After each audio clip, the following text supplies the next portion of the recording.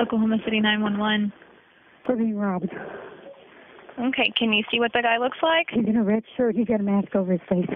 Okay, stay on the phone with me. Is he still inside your store? Yes. Gunshots. Did he shoot inside your store? Yes. Anyone hurt? I don't know. There's gunshots going on. Okay, ma'am, just stay silent. I'm sorry. Please, there's gunshots going on. Ma'am, just get on the ground, okay? Don't get near him. The pharmacist had a gun. He might have shot him. Can you hear anything going on now? No, we're in the back room. We're not going up there. Reliable pharmacy emergency. People down. 5900 South Penn. Hurry. And one of them crooks got away. I got one. He's dead. One of them is one block headed east of 5900 South Penn. He's running and jumping and headed east. He's 2 blocks away right now. You're inside the business? Yes. And you said you shot somebody? Yes, he's dead. And I also shot at the other guy, and but we're okay. I think. I haven't checked my people yet. Can you hurry? Okay, sir, we've already got the ambulance. We've already got help on the way. Is there any other suspect inside the store? He's dead. No, other than that one? No, there was 2 of them. They came in with guns, both shooting. I got to check my people. Okay, no, stay on the phone with me. What's your name? What? What is your name? My name is Colonel Jerome Ersland. And where is the suspect at that you shot? He's laying right in front of the cash register. He come in and started shooting at me. Okay, is he back there by the pharmacy? Yeah, he's laying here dead.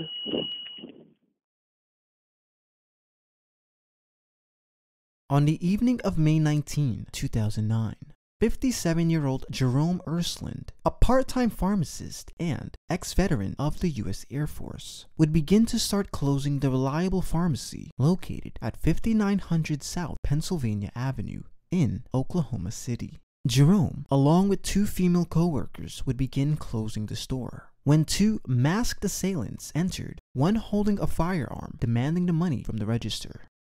Video surveillance taken from the Reliable Pharmacy would show Jerome retrieving his weapon and opening fire on the 2 robbers, striking 16-year-old Antoine in the head before chasing 18-year-old Javante Ingram out of the store and around the corner. Jerome would then re-enter the store, grabbing a second firearm from behind the counter before walking up to an already unconscious Antoine and firing 5 more times, executing him on the spot. The 2 female co-workers would run towards a back room calling 911 during the robbery, where 5 gunshots can be heard during the phone call. Oklahoma City 911. We're being robbed. Okay, can you see what the guy looks like? He's in a red shirt. He's got a mask over his face. Okay, stay on the phone with me. Is he still inside your store? Yes. Gunshots. Did he shoot inside your store? Yes. Anyone hurt? I don't know. There's gunshots going on. Okay, ma'am, just stay silent. I'm sorry. Please, there's gunshots going on. Ma'am, just get on the ground, okay? Don't get near him. The pharmacist had a gun. He might have shot him. Jerome would call police shortly after the altercation, and police would rush to the scene of the crime, finding 16-year-old Antoine dead on arrival. Ingram would escape, but was later arrested for the robbery, where he served 3 years before being released. Ingram has since been in trouble with law enforcement ever since. Jerome was taken into custody to give police his details of the altercation. But police would soon find out that Jerome's recollection would be far from the truth, as video surveillance would prove otherwise. In the beginning of Jerome's interrogation, Jerome is greeted with a friendly disposition from one of the lead detectives on the case. He initially inquires into basic information. We will soon observe Jerome establish his service in the military. But after the district attorney would later dissect this case in its ruling, they would find multiple lies throughout his story. It's also worth noting that Jerome's kinesics never truly changed throughout the entire interrogation. I'm Detective Jacobson. My name's Jerome Ersland. Ersland? Okay. Yes, sir. Do you need my IDs or anything? Yeah, if you have that, I'll just Sure. write it off that. I know they were going to get them off the counter for you. I was Yeah, hoping they did. Okay. There's my concealed weapon one. Here's Okay. my military one. And, of course, I got more. This will work. I figured it would. I think somebody else has probably already got all your information. You know, I don't know if they did or not. Oh, okay. What's your address there? My address is, and that's, What's the phone number? my number is, yeah, that's 8091. That's it. Give you those back for you. Okay. Put them in your pocket there. Thank you. Okay. Kind of a rough day. Have you been through something like this before? No, well, I have PTSD from being in the Gulf War. Okay. Yeah, I killed a lot of people there. Okay. But I had to do it. And I dream about it every night. Okay. I got hurt there. That's where all this. Okay. Jerome begins to tell the detective that he served during the Gulf War and is where he received his injury. In hindsight, District Attorney at the time, David Prater, would state that Jerome indeed served in the Army, but only after the Gulf War occurred. David Prater goes on to state that Jerome lied about his backstory, as he did not serve in any sort of combat throughout his enrollment. This gives us mindful insight into Jerome's thought process, as it appears he wants others to believe and view him entirely different from reality. This would be the first discrepancy out of many that we will shortly uncover. Okay. Yeah, they operated on me 6 weeks ago on my spinal cord, and so that made me where my right leg wasn't paralyzed. But up here on top, I've got this T5 is what its number is, and it got blasted into thirds, and so the three pieces of that one vertebra are going around by my heart and my lungs and my spinal cord, and they can't operate. So you can't operate on it. So that's why I wear this. Okay. And I wear this other one because I had it operated on a few weeks, 6 weeks ago. Okay. Yeah. So I have killed a number of people with a .50 caliber. Okay. So I was a platoon leader from Fort Bragg. Oh, okay. Were you in the Army or the? I was in the Army until I got hurt, and then they were gonna make me get out. But I also had a pharmacy degree, so the Air Force let me get in, and so I finished up in the Air Force because they needed pharmacists so bad they were willing to take me. Wow. So that's how I finished up my 20. Okay. Yeah. And you're working as pharmacist here at Yes, the sir. store. Part time. Okay. I can't work full time because I can't stand up that long. Oh, okay. Yeah. Okay. Pretty painful. Okay. Jerome claims that his ability to move fluently had been hindered due to an injury in the Army. But on the surveillance footage, some would say Jerome appears to be fully mobile with no signs of injury or being hindered in any way, while some would claim otherwise. This small detail would be brought up during trial, as many believe Jerome was faking his injury. What time did you start work today? Did you come in the morning? Yes, sir. I started work. I got there at 20 minutes until 9.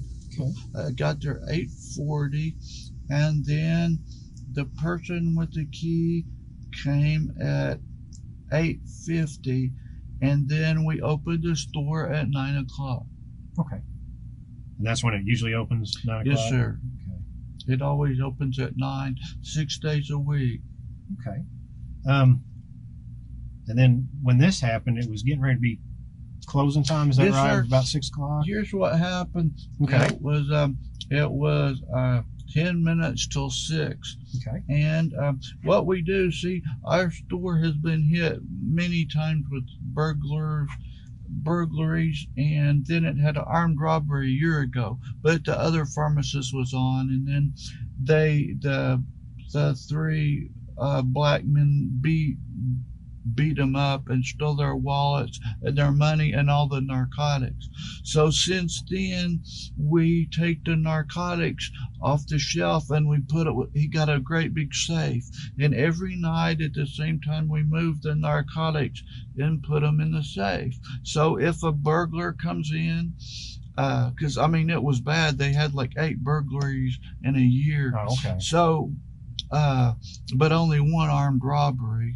And so we lock them up in there, and then that way, when we had a burglar get in and he couldn't find anything, we saw him on a picture and then on a video cam, and he was looking for stuff and he couldn't find anything. But anyway, it's all locked up, huh? Yeah, what was happening was we were getting ready to lock up, and I had some narcotics in my hand, and then the girls were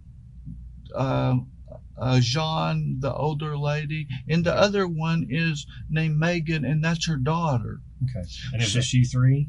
Yeah, just us 3. So, you know, we weren't real secure. So, all of a sudden, it was like an unreal thing. I had this, and I was behind the counter, and all of a sudden, I saw these 2 black guys with gray masks, and it was like, I don't believe that. And then they had guns, and it was like unbelievable. And then they said, excuse the language, but anyway, I'm sure you heard it before, but the ladies were right by the register, and they said, I want all your money and all your drugs. And so I had told them if anything like that ever happened, to go into the back and I would take care of it. And so they went to the back, but then the guys got real mad because they didn't get it, and they started shooting. And so they shot, and I backed up, and I hit my back where it would hurt it more, and then I got grazed right here, but it's cleaned up now. Police cleaned it up and bandaged it. And so they got 2 shots off at me, and then I reached in my drawer and I grabbed out my Kel-Tec, and I grabbed my Kel-Tec out of my pocket, and then I grabbed my Judge out of the where I keep it. And I had the Judge with 1 shotgun shell, 1 .45 long coat, 1 shotgun shell, like that. And so then they said, he's got a gun. And so they continued to fire, and then I started firing, and I took the one on the left and I shot him, and then the other guy ran out of the store, and this one I ran by him, and he was still up there, and he was gonna hit me as I went by. So of course I would have been a goner because with all this, and so I had the Kel-Tec, so I just unloaded it on him, and then he fell down, and then I chased the other guy out, and all I had left was I had the Judge, but it only had, I think, 3 shots left, because I think I shot the other guy with it too, because he was the closest to me. But I ran around the corner, and then we got around to the corner of the store, and there was another black guy, and he was in a Oldsmobile, a white Oldsmobile, and the left rear hubcap was missing. And he had on a green hooded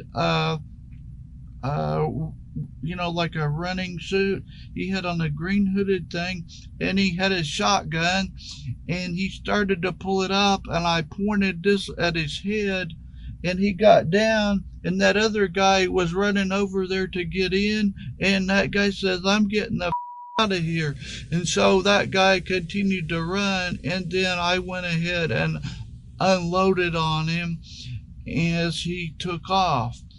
And the clothes that the guy that ran off, and unfortunately he got away, was he had on solid red jogging pants. He had on running shoes. He had on a white shirt, and he had on a gray large mask that covered his entire face. And then he had a revolver. And of course, the guy that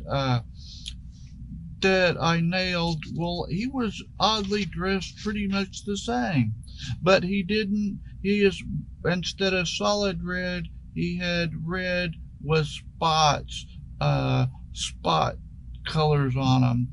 And then he also had on a white top. And the odd thing is the masks were made by the same person, because they were both gray and they both covered the entire head. So I don't know what they look like. And the guy that was waiting to pick him up with the money and the narcotics that was parked over there, and the one that took off, I don't know what he looked like, because he ducked down when he saw that I had the bead on him, and he didn't have a chance. I saw the shotgun. It looked to be a 12, and he was pulling it up, and it looked to be a short one, like a Mossberg 500 or a Maverick. And as he was pulling it up, and I pulled down on him, and then he got away. But I can't tell you what he looked like, because he ducked down, because he thought I was gonna get him. But I wasn't scared he was gonna get it up in time. And so that other guy, I wanted to get him before he hurt anybody else. The one that ran away, and I used my last shot when he jumped over a hedge, but unfortunately my last shot was a shotgun out of the judge, and so it wouldn't go that far. So he probably has pepper, a 4-shot. He probably has little pepper shots on him, and it's all the back as he's running. Yeah, it was his back. Though Jerome admits to actively pursuing the perpetrator even after the threat had been neutralized, he also admits to shooting the fleeing suspect in the back, which is a complicated area in self-defense, as it mostly insinuates that a fleeing suspect is no longer an active threat. Video surveillance footage would also disprove his recollection, as Jerome claimed he called police immediately after the altercation. However, the video shows Jerome re-entering the store and shooting Antoine 5 more times, who was indeed unconscious at the time. This would serve as the most crucial piece of evidence during trial, as David Prater would emphasize that Antoine was not an immediate threat to Jerome, as he walked past him not once but twice. The detective will now inquire into a third possible suspect that may have been the getaway driver. Then the guy in the car, where was he at? On the corner right there, 58? Yes, sir. He was at the corner, and he was there with the motor running. Was he parked? He was parked, and he had his motor running on the almost to the corner. Which way was he facing? He was facing towards Penn. He was Penn. And he took a ride on Penn. Real fast, he took a ride. Turn north on Penn? Yeah. Is that right? Yes, north. And he ducked down, and he wasn't even looking. You know, the cars screeched around because he wasn't looking, you know. Okay. And he's sitting in the driver's seat, and he's bringing the shotgun up to you? Yes, sir. Okay. Because he was parked. Okay. That's how he did that. So it was obvious he was waiting for them to come out. Yes, sir. Did one guy ever run over to that car, or he just? Yes, he ran across. He ran across the grass, and he ran over to the car. But the car.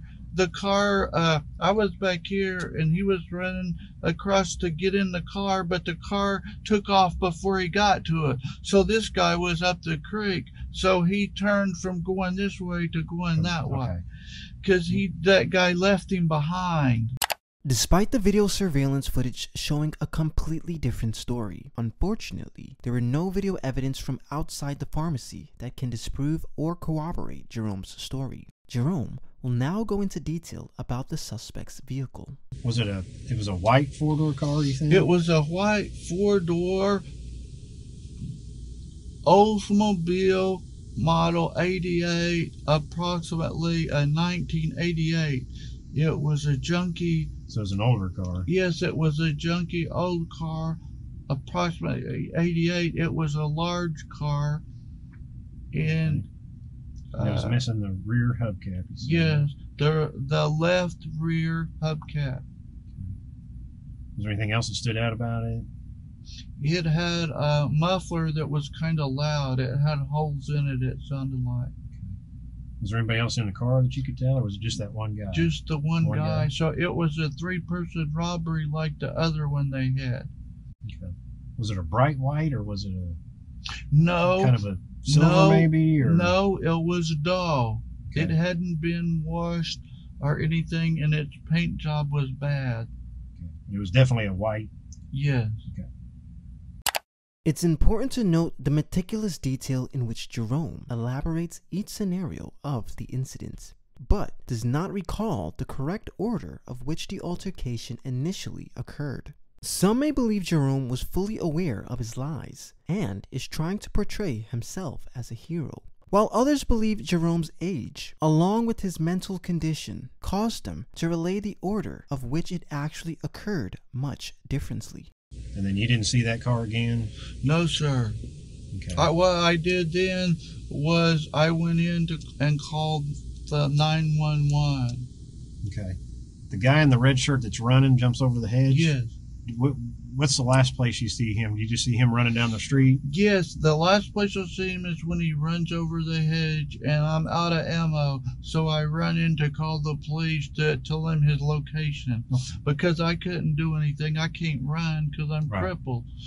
District Attorney David Prater would also argue that Jerome wasn't as disabled and handicapped as he proclaimed, as video surveillance shows Jerome pursuing the suspect despite being as crippled as he stated.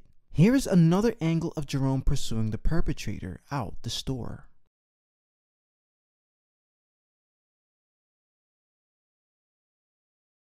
Right. So, but he's running the last thing you see. He's running like the wind. Okay. And so I go in and tell him which direction and where he's at and which way he's headed. Okay. So you call 911. Immediately, yes, sir. Okay. Now, when this all starts and they let the guys, are you back there in that north part of the pharmacy, or are you up there with the girls? No, I'm right in the middle of the dispensing area. Okay. So the girls are up front by the cash register, and I'm over here right in the middle of the dispensing area. Okay. The big tall area there. Yeah. Okay. I'm right in the middle, and I've got my hands full of one of the narcotic boxes, because we have 5 narcotic boxes, and I had one of them in my hand. Okay. And then these guys come in, and then did you see him come in? I didn't see him come in. The first I saw him was when I see these people with gray masks, and they're cursing and they start shooting, and that's the first time I see them. They're already shooting at me. I thought, oh gosh, I can't get to my gun in time, but they missed me. But are both of them shooting at you? Yeah. Both of them have a gun? Yes, they both shot me, and they shot high. Okay. Could you tell what kind of guns they had? Yeah, they looked to be like cheap revolvers. Okay, both of them imported. Yeah, okay. I would say imported, and I would say they were, from the sound of them, they were 38 or 357s. Okay. Were they black or silver? Okay, they were both black. Both black. Both black. Yeah. Okay. And the people were all 3 black. Okay. During this time, police have yet to review the video surveillance footage from the pharmacy, so it's solely going off of Jerome's recollection. The detective will now ask Jerome to recount the events despite being already told what happened. This is a tactic detectives often will use in order to see if a suspect will add additional information or change their alibi in any way. But as soon as they come in, and then you see them, they fire off a couple rounds at you. Yeah, all of a sudden they're shooting, and I see all of this happening at once, and I fell back against one of the bays and hit my back and hurt it worse. Okay. And then by then I had pulled out the Kel-Tec, and then I shot the one guy with it left-handed, and then I got time to get to my good gun. And where was the guy at that you shot? When you shot him? Was in by the cash register. Okay, by the front cash register as you Yes, come sir. in. Okay. He was right by it, and the other guy was in the corner behind the cash register in the corner, and he was going to come around this side and get me, and this guy was going to come around this side. Okay, so they're both kind of coming around that Yeah, register there to get in. They're coming around each way to get me like that, because I'm their only threat. Okay. And I'm the one that they figure's got the narcotics and knows where the money is. Right. And so they just figure they'll get me like they do all the other pharmacists in town. They go get the pharmacist and beat them up, and they get their money and the narcotic. And that's what they were planning to do, I'm sure. Okay. I'm positive. That sounds like it. Yeah. Yeah, because they both come around there. And you get that guy, and he goes down. He went down. And then the guy that's in the red shirt's coming around the other way. Right. What happens? You fire some rounds fire at him, and then he gets scared and runs out. Okay. Does he have to push the button to get out, or is the door just open for him? Well, that is odd. How did he get out? Somehow he just busted out of it.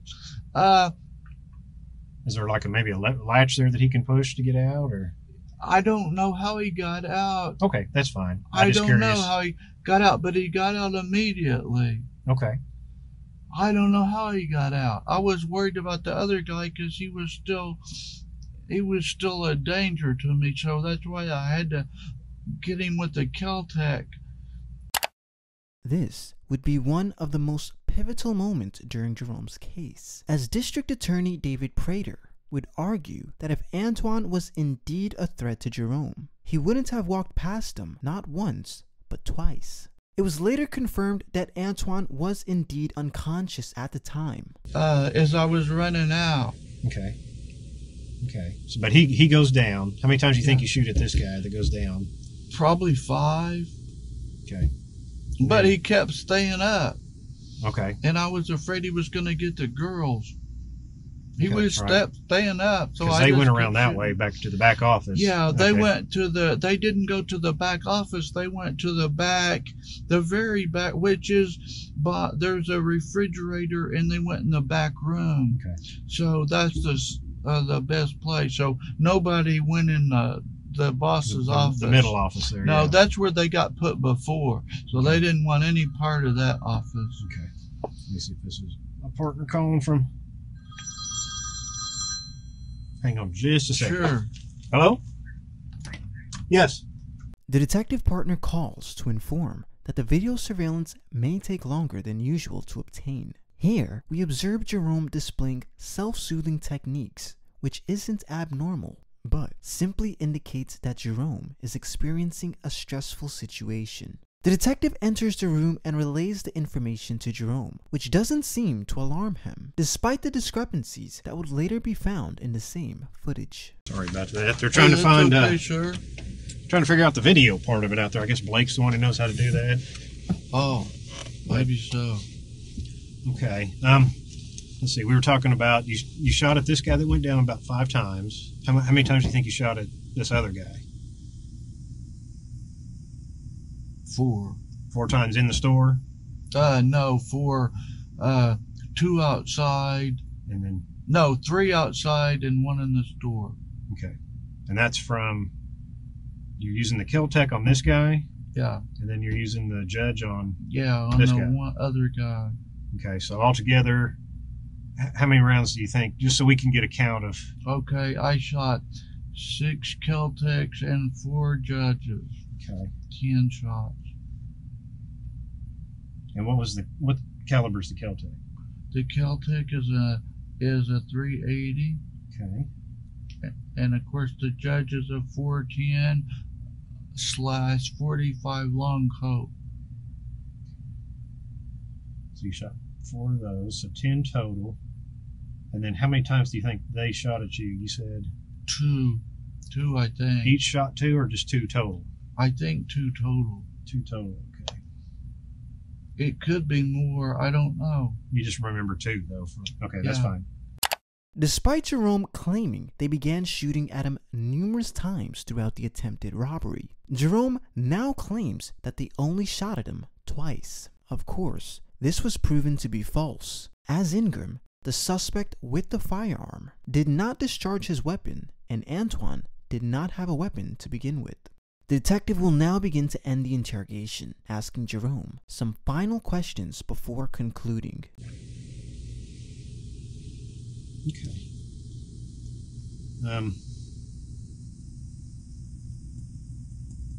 Can you just, I guess you really didn't get a good look at the guy in the red shirt, other than he had on a red shirt. Just a solid red shirt?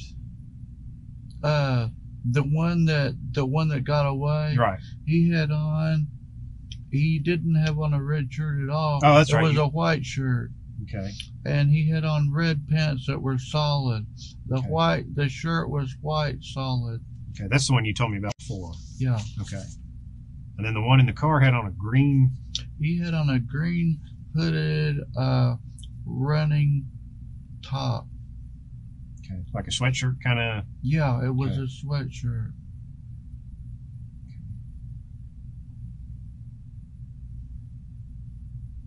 Okay, and then once you come back in and call 911, do you go back and get the girls out, bring them out, or how does Yeah, that? I went to them. I didn't know they were all right, and so I get them out.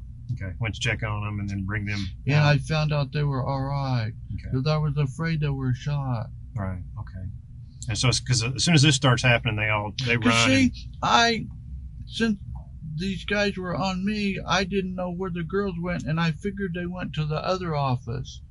Okay. And I hunted for them, and then I found them back there hiding in the back. Okay. They were hiding back there still. Okay. And you got grazed on your left arm. Yes, sir. Okay. Is there anything else you can think of, or? Oh, sir, that's all I got. I wish the other guy wouldn't have got away. I guess really you never see him other than with a mask on, so you don't know really what he looks like.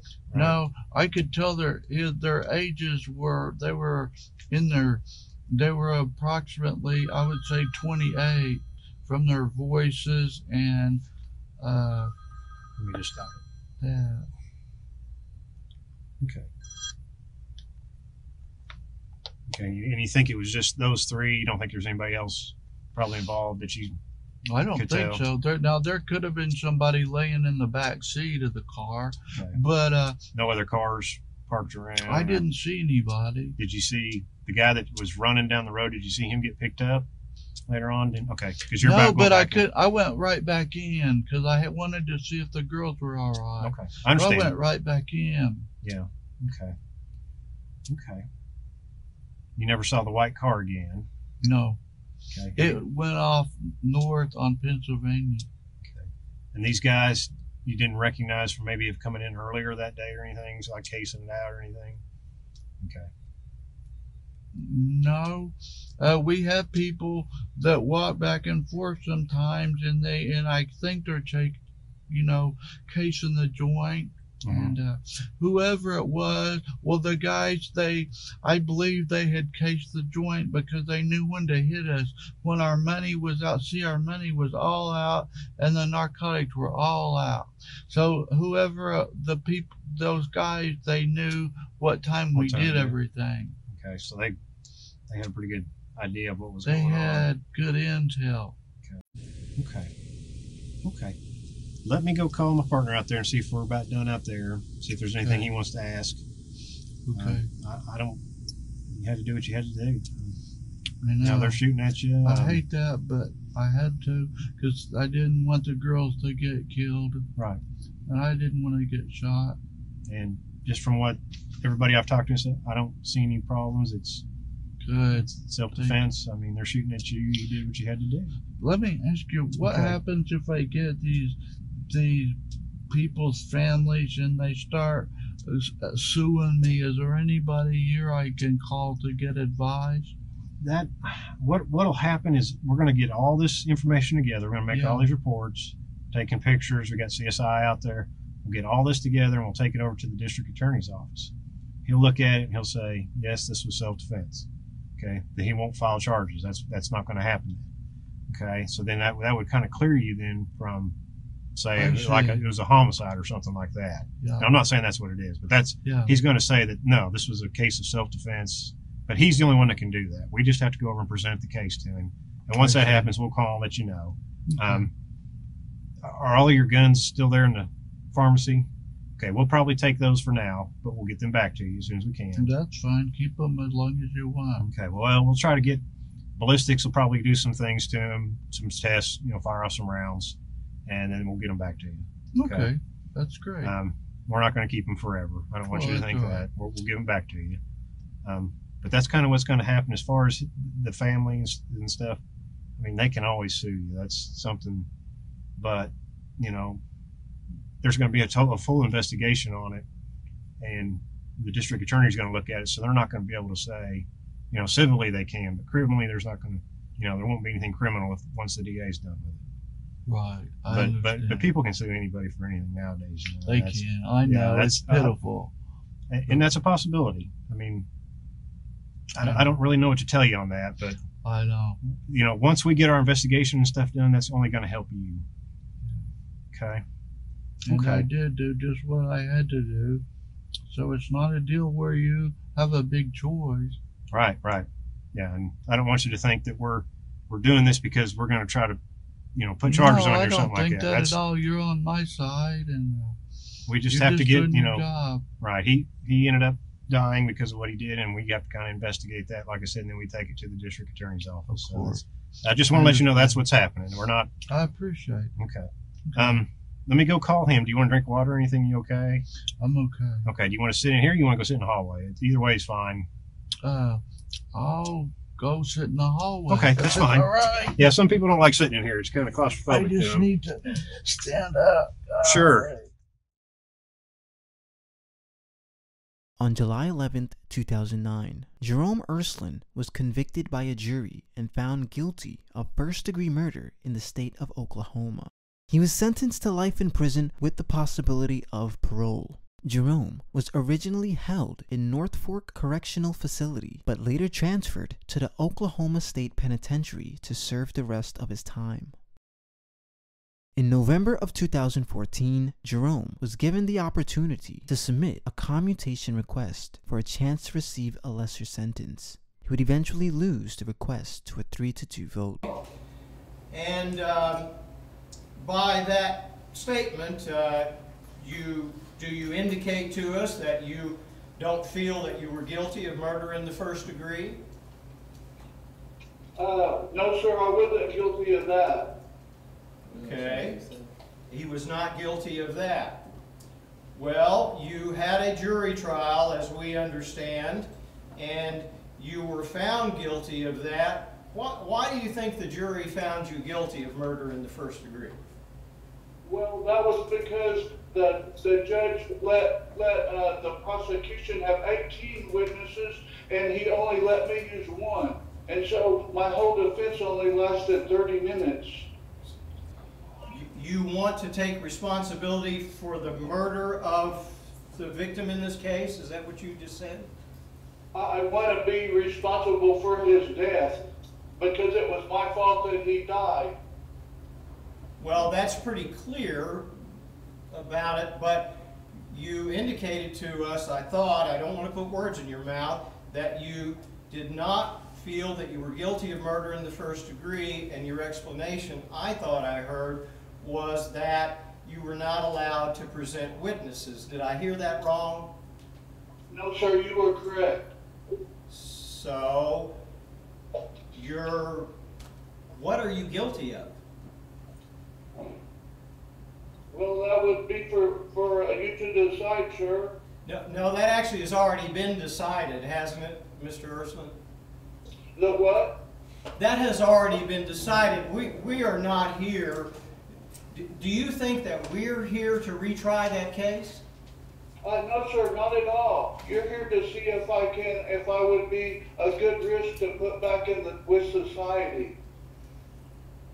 And well, so would you imagine that some of our judgment about that might have to do with taking responsibility, some old-fashioned notions of atonement and redemption and that sort of thing? Would you imagine that that would be part of it?